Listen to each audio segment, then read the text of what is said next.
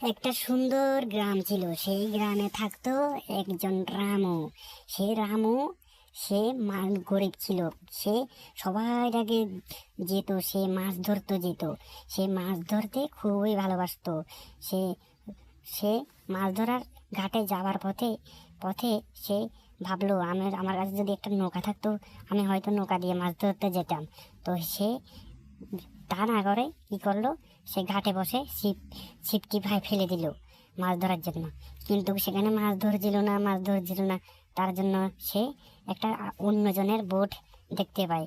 সে বোটে সে ভাবে, আমি যদি বোটটাতে উঠতে পারতাম, তাহলে আমি মাছ ধরতে পারতাম। কিন্তু সেটা তো অন্যজনের বোট, তাকে উঠাচ্ছে না সে বোটে। সে তখন মনে মনে কষ্ট হচ্ছে, আমি কিভাবে বোটে উঠি। কিন্তু সেটা তো অন্যজনের বোট ছিল, তার জন্য সেটাতে উঠাচ্ছে না তাকে। তখন সে মনে কষ্ট পেয়ে আবারও সে উঠতে চেয়েছিল, কিন্তু উঠতে পারছে না। তারপর আবার সে ছিপে মাছ ধরতে আবার ছিপটি ফেলে দিল।